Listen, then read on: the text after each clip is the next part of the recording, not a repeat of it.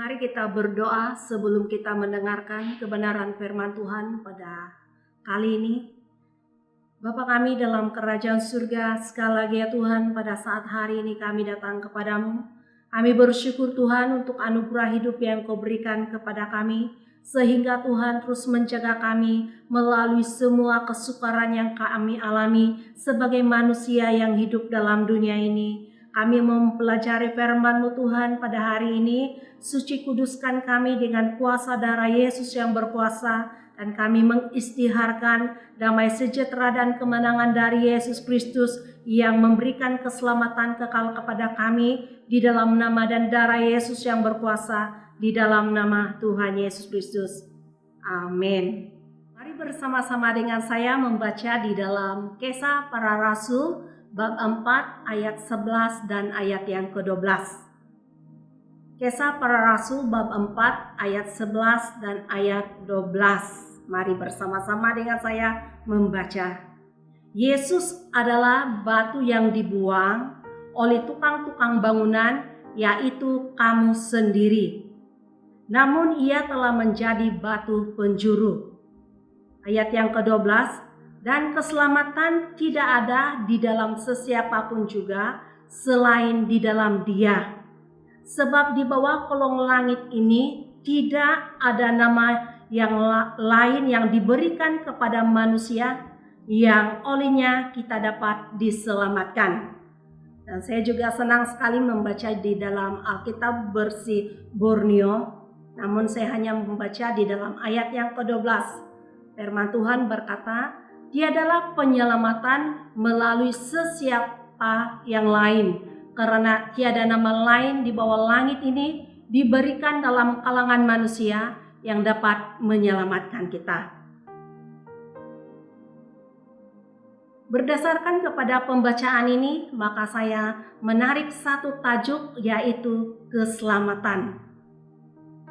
Tajuk yang kita pelajari pada kali ini yaitu keselamatan.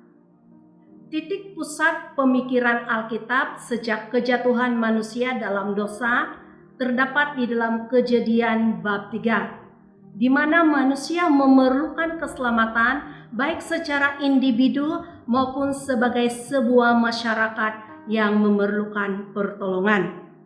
Manusia berada di dalam lingkaran iblis dan berada di dalam kedudukan yang sangat berbahaya, bersalah dan tidak berdaya. Kesalahan yang dilakukan oleh manusia di dalam Kejadian bab 3 tidak melayakkan dia untuk menerima bantuan yang dapat membebaskan dia di dalam lingkaran iblis.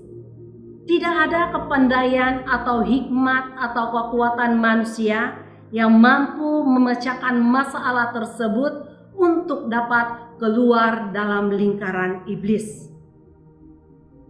Berdasarkan kepada keadaan yang dialami oleh manusia setelah jatuh ke dalam dosa, maka ada satu persoalan yang kita ingin jawab bersama-sama, yaitu apakah itu keselamatan menurut Alkitab? Apakah itu keselamatan menurut Alkitab? Keselamatan di dalam bahasa Ibrani disebut Yeshu yang diijak YESYU, dan di dalam bahasa Yunani disebut Soteria yang dieja SOTERIA. Keselamatan berarti tindakan atau hasil pembebasan atau pemeliharaan dari bahaya atau penyakit yang merangkumi keselamatan, kesehatan, dan kemakmuran. Keselamatan menurut Perjanjian Lama mempunyai unsur-unsur yang tertuju kepada manusia maupun tertuju kepada Allah. Manusia terancam bahaya, penyakit, masalah fisikal, penganiayaan oleh lawan, dan juga kematian. Bahkan di dalam Perjanjian Baru, keselamatan disediakan sebagai anugerah dari Allah yang Maha Adil dan penuh kasih, yang melakukan dalam rahmat kepada para pendosa yang tidak layak. Pendosa yang oleh anugerah iman percaya kepada keadilan Yesus Kristus yang sudah menebus dia dengan kematiannya dan membebaskan dia oleh kebangkitannya. Allah demi Kristus membenarkan para pendosa seperti Anda dan saya yang tidak layak menerima keselamatan itu dibenarkan di dalam Yesus Kristus, di mana Yesus Kristus memperkirakan dirinya sendiri di dalam dan melalui Kristus yang sudah membuat perdamaian di atas kayu salib dan darahnya sudah tercurah. Kolose bab 1 ayat 20 berkata, juga melalui Dia Allah mendamaikan segalanya dengan dirinya, baik yang di bumi maupun yang di surga, dengan mengadakan perdamaian melalui pencurahan darahnya di atas salib. Bahkan juga Allah mengangkat kita menjadi keluarga di dalam Galatia bab 4 ayat yang kelima, yang berkata, untuk menebus mereka yang di bawah hukum itu, supaya kita mendapat hak sepenuh sebagai anak. Manusia dengan iman yang dikerjakan oleh Roh Kudus di dalam dirinya dianugerahi status baharu di dalam Kristus, yaitu ia telah dibenarkan dan dibebaskan di dalam Kristus. Keselamatan yang disediakan Allah bagi manusia dalam Kristus, dan sekalipun ada jurang pemisah di antara mereka, namun apa yang penting sekali ditunjukkan di sini adalah bahwa Allah mengerjakan keselamatan di dalam Yesus Kristus. Dan pertanyaan kedua yang ingin kita jawab bersama-sama di dalam tajuk keselamatan, yaitu mengapa keselamatan itu menjadi denyut jantung pencipta kita? Mengapa keselamatan itu menjadi denyut jantung pencipta kita? Keselamatan berasal dari Allah. Sekali lagi saya tegaskan bahwa keselamatan berasal dari Allah. Di dalam Mazmur 37 ayat 39 berkata, penyelamatan orang benar adalah daripada Tuhan. Dia ialah kekuatan mereka pada waktu kesusahan. Keselamatan menjadi kabar baik setelah manusia jatuh ke dalam dosa. Di dalam Kejadian bab 3 ayat yang ke-15 yang berkata, aku akan mengadakan permusuhan antara engkau dengan perempuan itu, dan antara keturunanmu dengan keturunannya. Keturunannya akan meremukkan kepalamu, dan kamu akan meremukkan tumitnya. Keselamatan hanya di dalam Yesus Kristus. Saya tegaskan sekali lagi bahwa keselamatan hanya di dalam Yesus Kristus. Di dalam Yesaya bab 45 ayat 21 dan ayat yang ke-22 berkata, beritahulah dan kemukakan alasanmu, ya, biarlah mereka berunding bersama-sama. Siapakah yang mengabarkan hal ini sejak zaman dahulu? Yang memberitahukannya sejak dahulu? Bukankah aku, Tuhan? Tidak ada Tuhan lain selain aku. Allah yang benar dan penyelamat. Tidak ada yang lain selain aku. Berpalinglah kepadaku dan biarlah kamu diselamatkan, wahai segala ujung bumi, karena akulah Allah dan tidak ada yang lain. Juga di dalam Yesaya bab 59 ayat yang ke-16 berkata seperti ini. Dia melihat bahwa tiada seorang pun yang tampil, dan dia heran karena tidak ada yang menjadi pengantara. Karena itu, kita tidak ada alasan untuk menunjuk-nunjuk tentang keselamatan yang kita peroleh di dalam Yesus Kristus. Karena apa yang kita miliki atau keselamatan yang kita miliki ini diberikan secara percuma kepada kita. Karena di dalam 2 Timotius bab 1 ayat 9 berkata, Allah menyelamatkan kita dan memanggil kita untuk hidup suci. Bukanlah karena amalan yang telah kita lakukan, tetapi karena tujuan dan kasih kurnia-Nya yang telah dianugerahkannya kepada kita di dalam Kristus Yesus sebelum permulaan zaman. Bahkan keselamatan yang kita miliki ini karena kesabaran Tuhan Yesus sendiri. Karena kesabaran Tuhan Yesus, maka kita memperoleh keselamatan.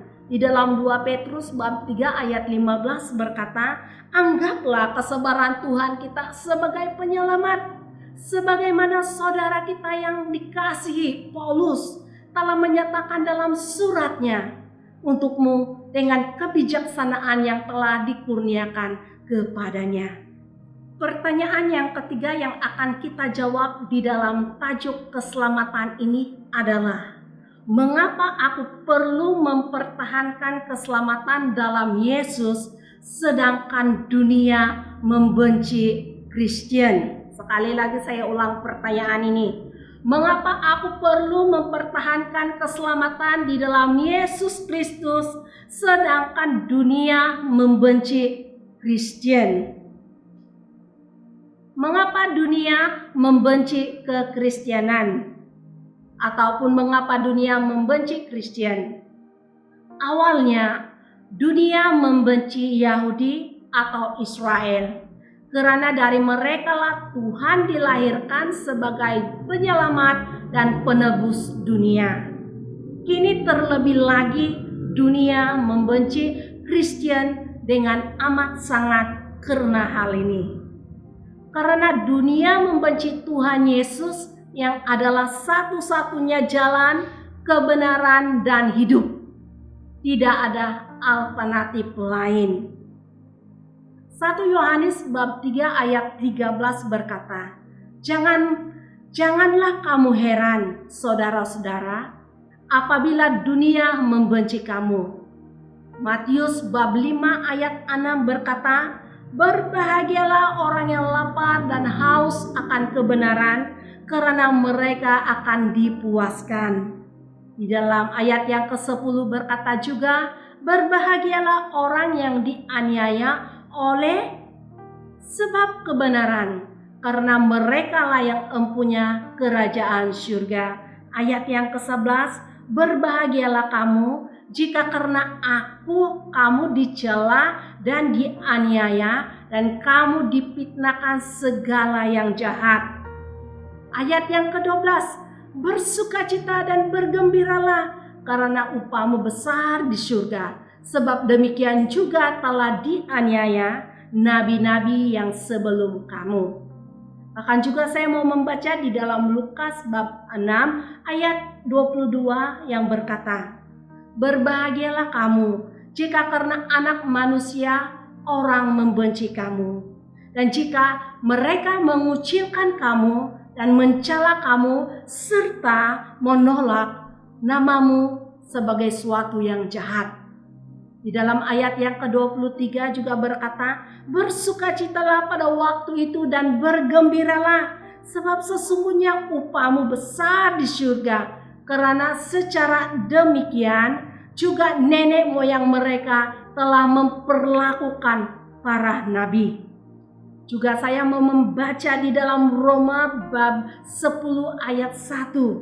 Saudara-saudara, keinginan hatiku dan doaku kepada Tuhan ialah supaya mereka diselamatkan. Ayat yang kedua, sebab aku dapat memberi kesaksian tentang mereka dan bahwa mereka sungguh-sungguh giat untuk Allah, tetapi tanpa pengertian yang benar. Ayat yang ketiga, sebab oleh karena mereka tidak mengenal kebenaran Allah dan oleh kerana mereka berusaha untuk mendirikan kebenaran mereka sendiri, maka mereka tidak takluk kepada kebenaran Allah.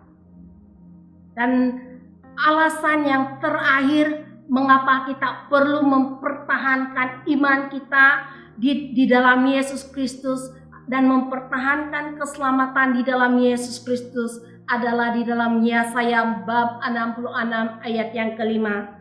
Dengarlah firman Tuhan, hai kamu yang gentar kepada firman-Nya, saudara-saudaramu yang membenci kamu, yang mengucilkan kamu oleh karena kamu menghormati namaku, telah berkata, baiklah Tuhan menyatakan kemuliaan-Nya supaya kami melihat sukacitamu, tetapi mereka sendirilah yang mendapat malu. Maka dengan ini, apakah kaitan keselamatan yang kita miliki di dalam Yesus Kristus secara percuma di dalam kita melewati pandemi COVID-19 yang sedang melanda seluruh dunia?